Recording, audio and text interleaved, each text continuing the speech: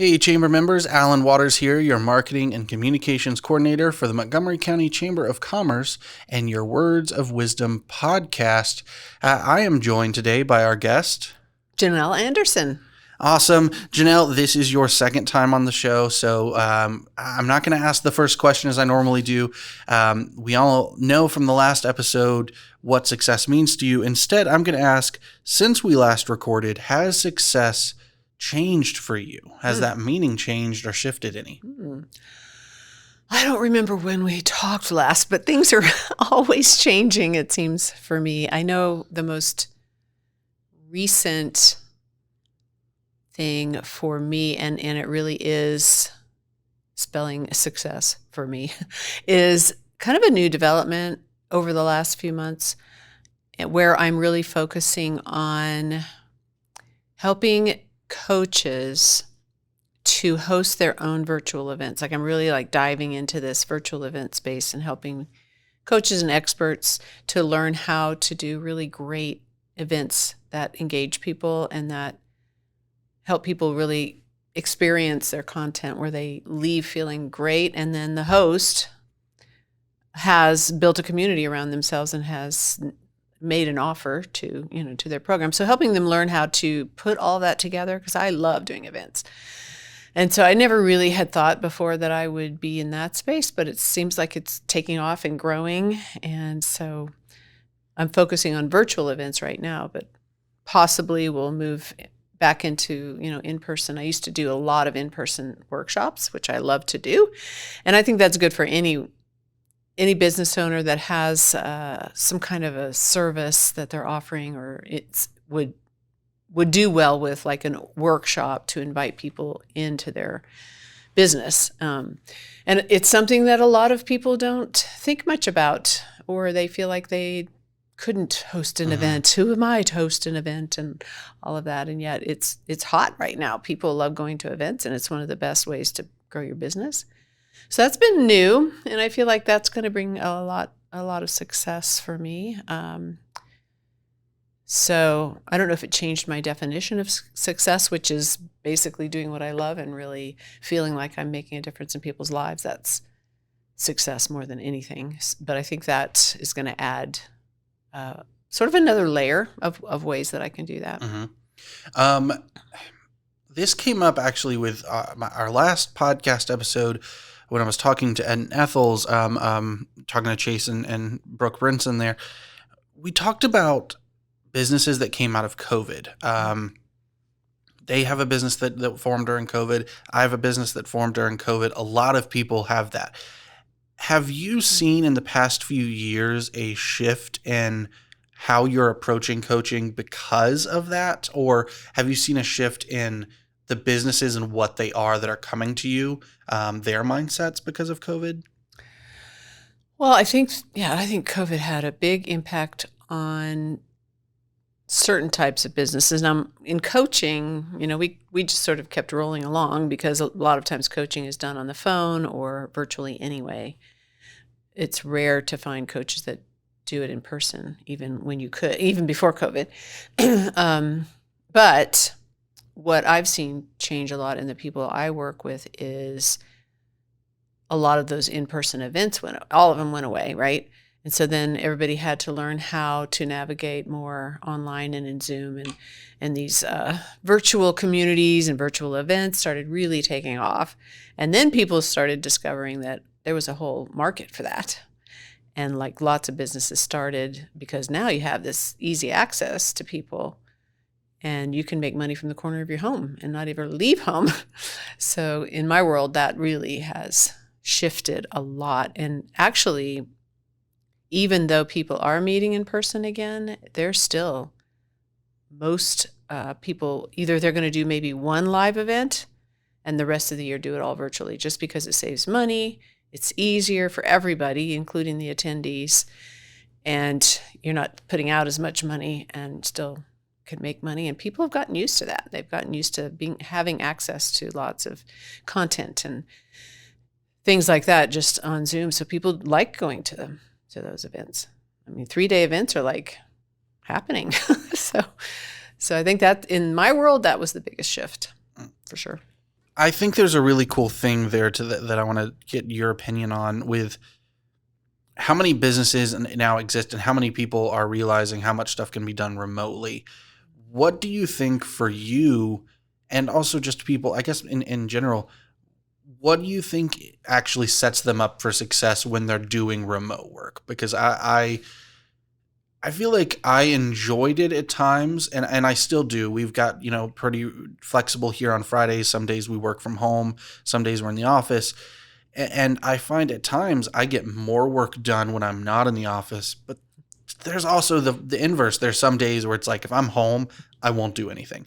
So how does someone set themselves up for success if they are largely working remotely? That's a really good question, because one of the biggest challenges is to stay productive and stay focused when you're at home. Because, you have the dogs and you have all these distractions like, oh, I should go clean out the garage, and, I should go shopping for food and all the things, because you're home. So you really have to set up a schedule and a calendar and a space that's work. Like in my basement, I have a corner of the basement that's office, and then I have where I sit and watch TV, my relaxation place. So I know when I get up from that chair and walk over to my desk, I've just gone to work. Mm-hmm. And it does something in my mindset too, that now I'm working. I'm sitting at my desk. I've got all my monitors and all my stuff there, and I'm working. And I get more done sitting there than if I sat in my easy chair with my laptop on my lap. There's just a mindset shift, right? So, kind of setting yourself up for success with your space, and then your calendar and your schedule, and treating it like as if you went to the office and you have, like I have certain times on my calendar that I'm doing certain things, and I try to stick to that as if when I went to work, I had that, right? Like your company or your role, your responsibilities where you had to take care of certain things on certain days. So it's putting yourself in that mindset as well helps a lot, and having those times blocked off and little productivity hacks, turning off phones and TVs and like all of that, and just telling. One of our challenges, my husband is also an entrepreneur, and he is a personal driver, so he's in and out depending on, if he has a passenger or not. And so one of those challenges has been like, he'll come down and interrupt me, and I could be on a podcast episode, or I could be leading a group, program, or having a coaching session or something. And I've had to learn how to put those boundaries up and say, I'm actually at work right now, and I don't have like a door I can shut. So you have to, like, with your spouse and your family, set those boundaries as well in some way, let them know this is when I'm working and you can't disturb me or interrupt me, and this is when I'm not. So it's tricky. It's definitely tricky. And you do have to be more, I think, intentional, disciplined, and set yourself up, for that focused time, and not look at it as like, oh, I'm just at home, I can do whatever I want. And I think at first, when you're first learning to work from home, it's kind of hard because it kind of feels like you're on vacation and just kind of hanging out. Mm-hmm. But you do have to get your act together there. I think for new entrepreneurs or new people working from home, I've seen that especially over COVID. Because I had already been working from home. By the time COVID hit, I was like, nothing changed for me. I'd already been working from home. But it took me a while to get into that mindset, and I watched people as they started working from home kind of struggling with that, So, yeah, it's a different mindset instead of like getting up and going to an office. But I like it. Yeah. Yeah. I can, like I said, I can see perks for both sides, and I feel like it's fully depends on the person's situation. So May is also Mental Health Awareness Month. Mm-hmm.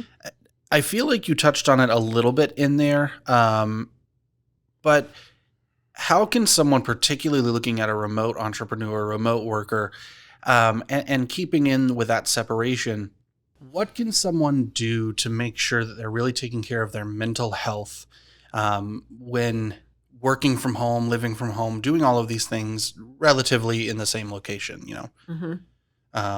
beyond just the separating spaces? Mm-hmm. Yeah, I think there's a lot involved in that. For one thing, you can blur the lines in relationships. I mean, one of the struggles I've had is finding that balance between work and social life and home. Like, I can work all day long, every day, 7 days a week, because I enjoy my work, right? And I don't have any life outside of that. And then I realized, well, that's really not good, because that can become, as far as mental health, you can start to feel like I don't have any friends, and I'm not in touch with anyone, and nobody even knows I exist anymore because I'm staying at home all the time. And so, and like, it becomes, I'm an introvert. I'm more of an introvert than an extrovert.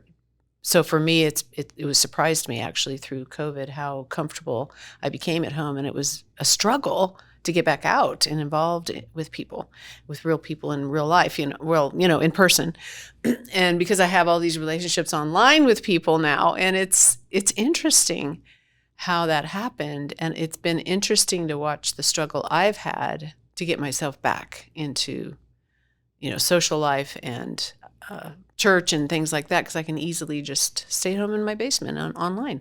So I think that's a big part of mental health these days is, and not just for maybe online entrepreneurs or online workers, is even, kids. You see kids so involved in electronic devices and the digital world or whatever.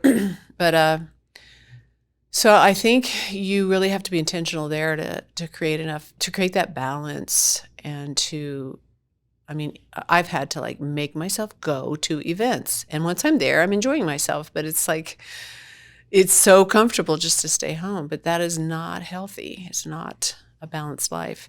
And then with family life, my husband and I both being entrepreneurs, and he's coming and going, I'm coming and going, and making time, for each other has been a challenge, and other family members.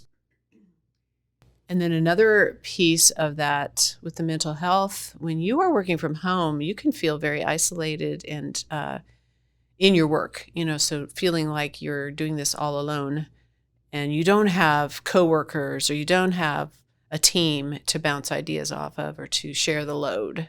And that can really work on a person's mind. I know I've heard that loneliness is like an epidemic now. It's very high. And so I think that's also in your business, running your business, feeling all alone and not knowing whether or not what you're doing is working, or, not having people to have that feedback. So I think that's another place where you really have to seek out groups and things like what the chamber offers, other entrepreneurs to join with, just to support one another. I've been involved in those before, just accountability groups, so that you're not dealing with that, being alone. It's a big deal, and we have to be proactive in our own lives and take a step and get out there and reach out to people, because more than likely other people are feeling the same way. Yeah, absolutely. I obviously this came on more during COVID, but it's something that I think has existed for a while. It's something that will continue to exist, honestly, even more so now, because so many companies aren't going back to in person. They're staying remote. And I really do want to make sure that people understand, that getting outside, even if it's just to take a walk around, making sure that you're staying active in terms of recreational pieces, because gosh, I didn't realize until I was ready to come out of COVID quarantine, man, I was not active at all. And granted, it's a big shift. I was coming from New York, where I was walking everywhere, to not walking anywhere, but it's a huge shift. And then I really want to emphasize, I know it is Mental Health Awareness Month, but at any point, any time of the year, it's okay to go seek out a professional. In fact, I really encourage it. Even if you think I'm the healthiest individual in the world, that's probably something that you want to talk to them about itself. But it's totally fine to go talk to a licensed professional. All right. We're going to take a short break, and then when we get back, I want to kind of focus on coaching itself and why it is up to really more of an open thing than people necessarily think it is. Speak with confidence. Confidence coach Janelle Anderson and Emerging Life Coaching is empowering coaches to amplify their impact through speaking. Emerging Life Coaching is here to help coaches, authors, speakers, program leaders, and more to build prosperous, thriving businesses and establish their authority in the coaching and expert industry so that they can transform their clients' lives and make a massive impact in the world. And it all starts with believing in you, believing in your message, your expertise, your voice, your talents, your knowledge, your experience, and so much more. Believing in the fact that what you bring to your clients changes their lives for the better and in massive ways. Your confidence in getting your message in front of more of your ideal audience is the foundation. If you don't know how to unlock your unlimited potential, Emerging Life Coaching can help you. To find out more information, visit emerginglifecoaching.com. That's emerginglifecoaching.com. All right, back to the episode. We are back. And so, coaching is, I feel like at a lot of times people have the mindset of, well, I'm not a CEO. I'm not in a leadership position. I'm not a business owner. Coaching doesn't make sense for me, or something along those lines. And I do feel like there's a lot, the same way I feel about going to see a licensed professional for your mental health. Coaching can help beyond some of those things, even if that's not your trajectory. So tell me a little bit about your thoughts and your feelings on what coaching is in terms of what it does for the general public, I guess. There's a saying we have in the coaching world that everybody needs a coach, even coaches. Coaches have coaches. Because coaching, by the definition of ICF, the International Coach Federation, is that it is a partnership between the coach and the client. It is based on really the coach knowing that the client has the answers within them, and the coach's job is to draw it out of them by asking questions that help the client to self-reflect and really discover those answers and solutions that they already have inside of them. So a lot of times people get that mixed up and they interchange. They say they're coaching when they're really mentoring, or they're really consulting, or even teaching. Like, they get them all mixed up because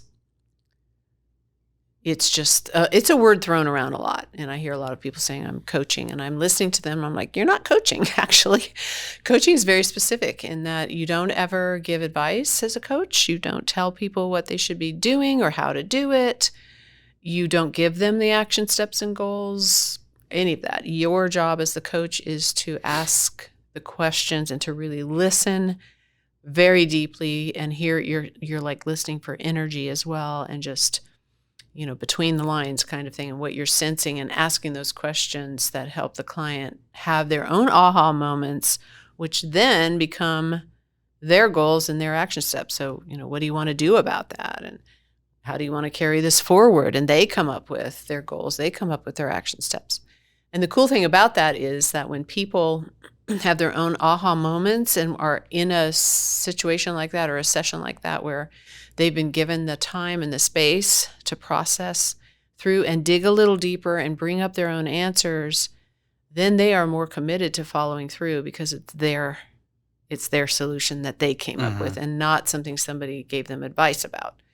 In fact, I don't know where I read this, but it was a neuroscience study, I guess, that, imaging of the brain, when somebody's being given advice, especially if they didn't ask for it, nothing lights up in the brain. But when they have their own aha moment, at least three areas do. And this is even true. I discovered this as a teacher. If I was able to help my students come up with their own insights, as they're working through things, instead of me just telling them, or somebody telling them the answers, if I can give them a way to discover and they'd come up with it, they held on to it much longer. So I think it's kind of a human nature thing that, and it's very powerful when coaches are skilled in that and really know what they're doing for the people experiencing it. And so anybody can benefit from that. Coaching started off being executive coaching, CEO, and that kind of thing, but now it's everything. And there are coaches that help people with spiritual growth or development, and all the way to, very spiritual things. What we call it woo-woo, but all the way from, business, running a business, to that end of the spectrum, and everything in between, like relationships, parenting, finding your own purpose in life, and dealing with stress. There are coaches that just help you manage your stress, or mindset. There are mindset shifting coaches. There are coaches that specifically zero in on things like that. Productivity, speaking coaches, which is where I'm at. So just about anything. I mean, I would just venture to say anything you want to do in life, you could probably find a coach who has a specialty in that. Mm-hmm. And it's very beneficial for you as the client to have that experience with someone, because you don't really find that in normal everyday conversations. Right. People don't usually just sit and listen, Mm-hmm. with you being the only focus they have, and they're not trying to think, what am I going to say next? How do I want to bring in my opinions here? Their coach is not thinking that. But normally in a conversation you are, Mm-hmm.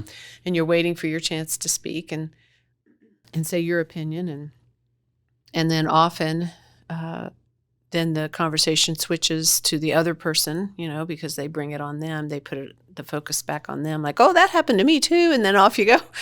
But that doesn't happen in a coaching session. It stays focused on you as the client, Mm-hmm. and you're given time to process. I mean, one of the biggest, most powerful skills a coach has is to stay silent, which is kind of counterintuitive, especially when you're first learning how to be a coach. Because I work with a lot of new coaches, and that's one of the things they say, like, I'm learning how to be quiet and just let my client process that question I just asked, Mm-hmm. and not barge in and ask another question, or, Right. And so having that time to process and then get that reflected back to you, like, oh, I heard you say this. Tell me more, or what does that mean? Like, that whole process is incredibly powerful. And it's different from therapy. It's really focused on moving forward, and,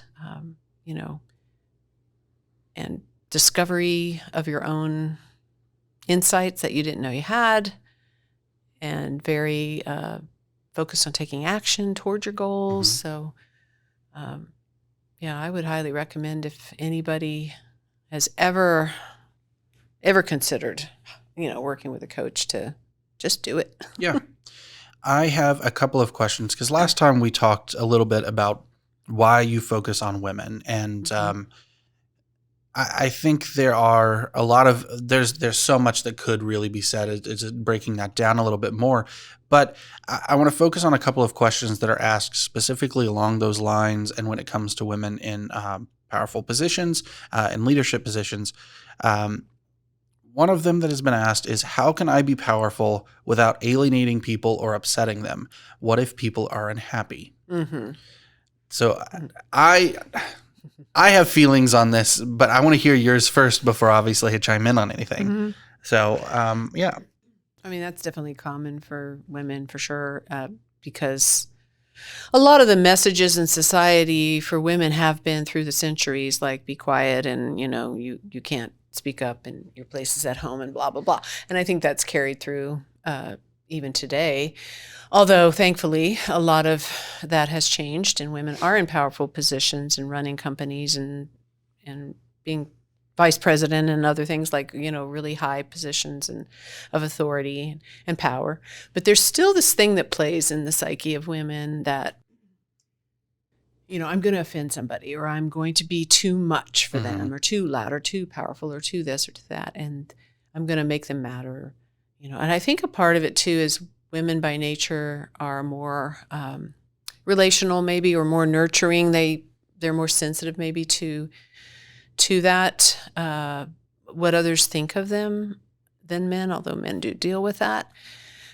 But I see it more in women, that worry of, how am I going to be perceived? And that plays on women's mind, for sure. But I always come back to is really just to be you. If you can just really know yourself really well, Mhm. which sounds simple, but many people don't. And be comfortable in your own skin. Really own who you are and be not just comfortable, but really love yourself Mhm. in a very healthy way. Then you aren't as concerned with other people's opinions. Even if they don't like you or they don't like how you come across, that's going to happen anyway, but you don't take it as personally because you're not looking to them for approval. And I think that's a lot of the problem when women are afraid that they're going to be too powerful, too aggressive, too loud, is that, what if I'm not accepted or liked? But if you really are grounded in who you are and very comfortable with who you are and know yourself really well, it doesn't matter as much. And so then you can go ahead and be who you are without having that worry, and that obstacle in the way that makes you kind of play small and hold back. I think powerful women, when they're walking in their own true self, that kind of powerful woman is great for the world. Anybody that's powerful out of a sense of like wanting to control other people, women or men, is not good. Right? Yeah, absolutely. Yeah. But when women can walk comfortably in a position of power, in a place of power, being who they are, and just being authentic, I think that's something that people admire and are drawn to. So My thoughts on this come twofold. One, speaking directly towards men, it is a thing that I don't think a lot of people realize. Like you said, there are a lot of things that people don't realize that are an internal piece. There's a bias that can be there. I mean, anytime you go and you're talking about a leader and the first thing you say is, well, who is he? Whether you meant to or not, you did put a bias into it. If you're going to have some of these reactions, at least as a man, take a time to ask yourself, am I having this reaction?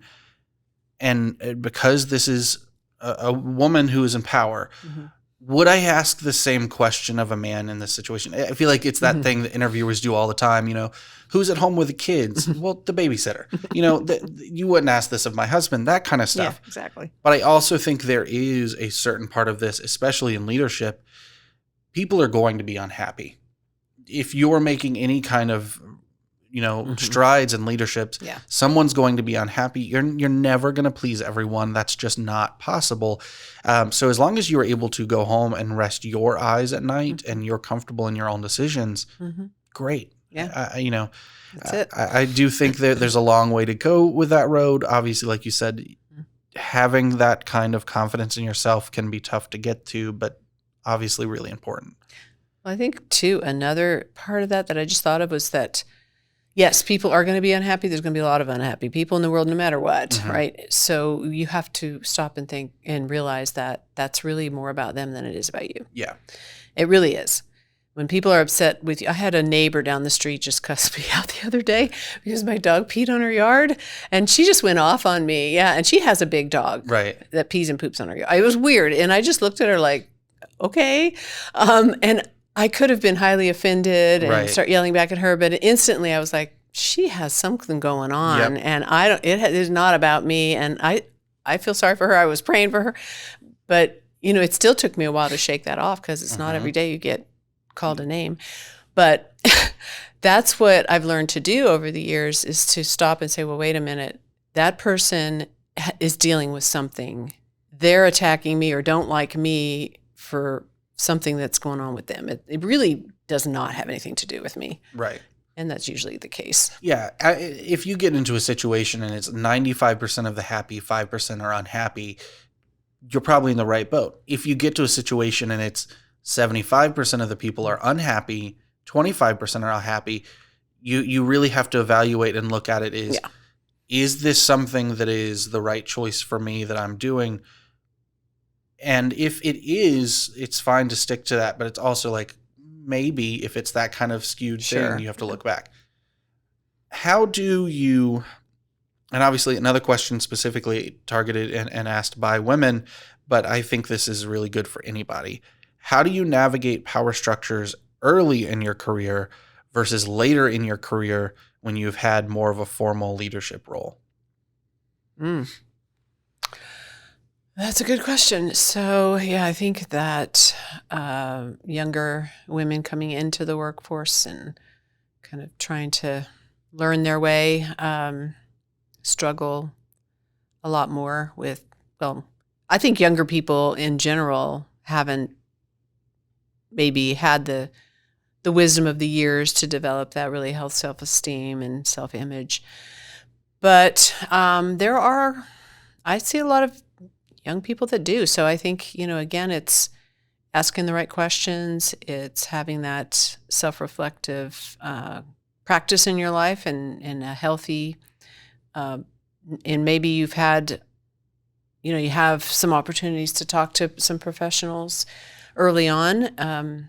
Finding really good mentors and sponsors would be really helpful too. I had a client who was really blessed to have an amazing sponsor as she was coming up through the ranks, who just really spoke into her and poured into her and helped her navigate a lot of all those obstacles and those struggles early on, and until she developed her own leadership skills. Finding those people, finding the right maybe training or programs that help you develop as a leader earlier, because you can develop leadership skills early. Find those opportunities, and then, find either work with a coach, a self-development coach, or a personal development coach, somebody that can help you really early on get to know yourself and discover your own strengths and really, use those strengths to build your career around, instead of worrying about weaknesses or worrying about what others think of you. Just really kind of focus on your own strengths and developing your own strengths and leadership early on so that you're ready. I think that anybody can do that, whether you have a leadership position or not. You can still develop that leader within you. Everybody is a leader. See yourself as a leader. Yeah. Early. And I feel like, granted, I'm someone who's a little bit earlier in my career versus someone else, but at least for me, respect is always something earned, not given automatically. And so I think it comes from both sides. I do think you get to certain situations, and because someone's a CEO, they demand a certain level of respect. And there is a part of that is like, I can give you this amount of respect, but I'm not going to go beyond that until it's earned. But I also think there's a large part of being early in your career that is actually sitting back and listening and learning what that power structure is. Because it's easy to come in and be upset with something when you don't know what it fully entails. But if you learn more about it and you understand what it entails, and then you're still upset with it, that's when you can start making those changes and those shifts. It's not something that I feel like in most situations you can come in and be like, nope, this is wrong. It's just different potentially. And then maybe later it is still wrong and you can make some adjustments. But it's hard to do that without having a full comprehension. True. One more from this here. This kind of comes back to what we were talking about a little bit with leadership and mentorship. This asks, how important is it to have a mentor to grow, and how do I find that mentor? I think it's very important to have a mentor at any stage of growth. I have a mentor now. I've had different ones as I've gone through my teaching career and then into coaching. So yes, you should always have a mentor. How do you find the right mentor? Good question.